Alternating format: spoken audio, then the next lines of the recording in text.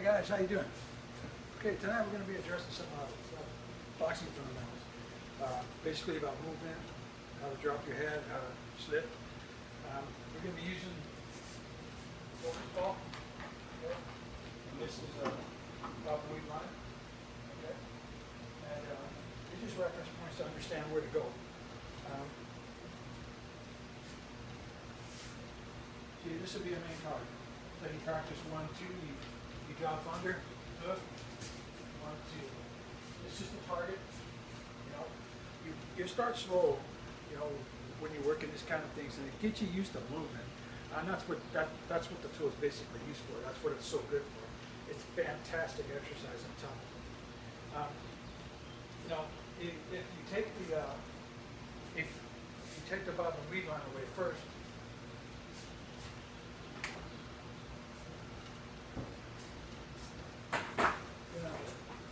First thing you want to get used to doing is moving your head from side to side when you punch this. Okay, you want to keep your hands up too tight.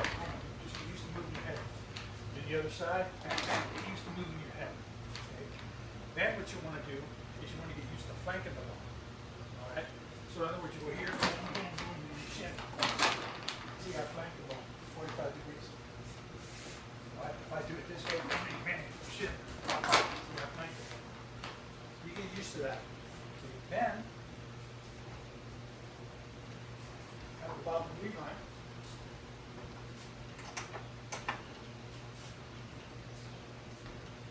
okay. Then you have this ducking aspect. Okay? So, for instance, I tap this bang, come on, pop, move, pop. See what I'm doing? That's what this kind of tool helps you do. And this is just a point of reference for something to hit. Now the only thing I add to this is low line groin or inside the leg strikes. So in other words, if I'm going this way, okay, and they throw a punch, I drop under, I have a black mark here. I drop under, I hit the groin, boom, pop, pop, right? If you're using your jab side, you go and you flick, you switch. It gets you used to hitting low while you duck. If you watch boxing a lot of times, the guys duck, they can't hit low, but they can hit the belly. So when you practice doing that, you just throw a punch straight in. But they don't practice that. But you guys can practice it at home because we don't get in the ring, right? But these things are really good movement tools. And you can build and build and build. You don't have to get fancy, but the whole idea is to have the motions down. And also remember,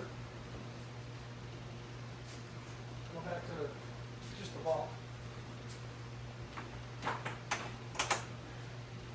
When you're working the ball, you ever see fighters? You know, you go watch them in the gym, or you see them on TV, and they got their ball and it only moves like this, way too tight. If you're going to use the focus ball, or correct term, double end back, you want it to move. Okay.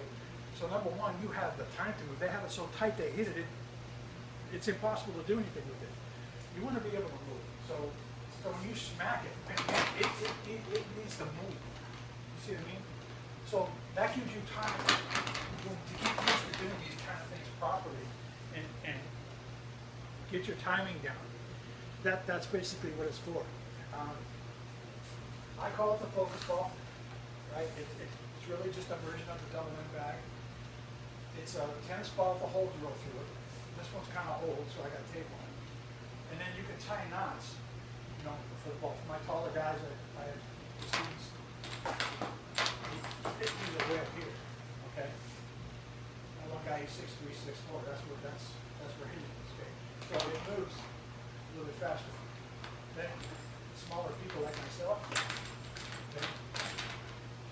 You come all the way down to here. See, it's more my face. And you move it like that. And then the string that I put across, it's a bungee. It's just a long piece of bungee cord. I go from corner to corner. And I'll bring that back out one more time.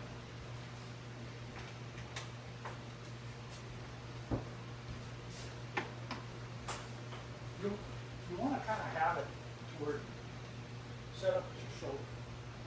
Right, so if the crunch is coming in, it's coming in under your chin. It teaches you how to duck. Move, 1, 2. You get the idea. Now what you don't want to do is you don't want to bend forward like this. See how legs are straight? That's bad. You want to bend. Okay? If you're ducking forward, you step forward. If you're ducking back, you step back.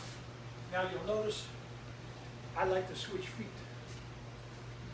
So in other words, if I'm in conventional stance, I do my business, I drop under this way, then I'll switch feet.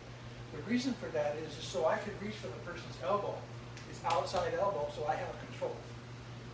If I don't change my stance, I come under here, I don't have elbow control. Then I have to continue to fight, I can't control.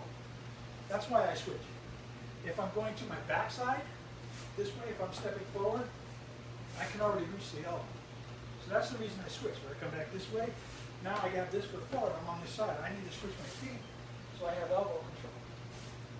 So when I do this kind of stuff, bang, bang, I drop under, I switch, boom, boom. See, that's the idea, so I have elbow control from here. That's why. Anyway, I wanted to share this tool with you. This is awesome. It gives you fundamental correctness because you have to learn. You can't fall into the arm. You have to drop and you have to move.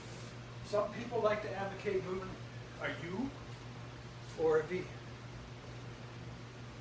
To me, it's whatever feels comfortable. I think a V is better.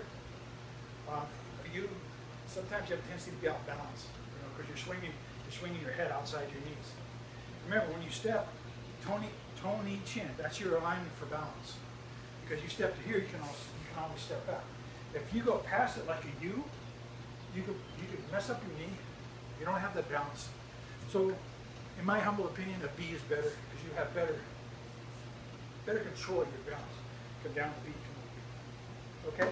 All right. It's just something that I wanted to share. It's a lot of fun. Again, you keep it simple. Simple drills to start with. When you're using a drop line here, okay, duck under it. Just go 1, 2, drop back, 1, 2. If you want to switch feet like I do, 1, 2, drop back, switch feet, 1, 2. Practice using your straight punches, your jabs, and your crosses. When you start feeling more comfortable, then you start using your hooks. But the thing, remember, when you use your hooks, okay, when you go boom, boom, and you come in and you use your hooks, you have to be in close. Bang, okay? Hit. You don't want your hook out like this. Hit. Then you switch feet. Okay? That kind of thing. Again, the tennis ball is just you can hit it, you cannot hit it. It's better to hit it. It gets you used to sighting up on the balls and moving. You get good hand accuracy, and it's a ton of fun. All right. And then later on, I'll start showing you more drills that you can do with these actual tools. But I like to share these things because I use these a lot. It keeps me sharp. It keeps my fundamental correctness down. And again, it's a concept like I was talking about before. But do try it. It's just a simple piece of 1/4-inch bungee. Attach it to the ground and the ceiling so it moves. Okay? Have it on the loose side. You don't want to have it on the tight side. The tight double-end bag of focus ball is the wrong idea. They just stand there and hit it. They're not getting anything out of it at all. This, string it by shoulder height. Okay? You just practice going under. Now you can practice walking the line too, forward and backwards with your feet, moving all 4 directions. And you can work all the way around this thing. That's the beauty of it. Okay, all right, I wanted to share that. Again, it's called focus ball and bob and weave line or duck line. Again, they're made out of bungee cord. You could use rope as well, but for the ball, you don't bungee. You can use rope for the bob and weave line. That'll be fine. Okay, thanks for visiting me on YouTube. I appreciate it, gang. And email me at billyboston@gmail.com or combativefitnessworkshop@hotmail.com. All right? Again, thank you. Have a great day. Take care. Talk to you next time.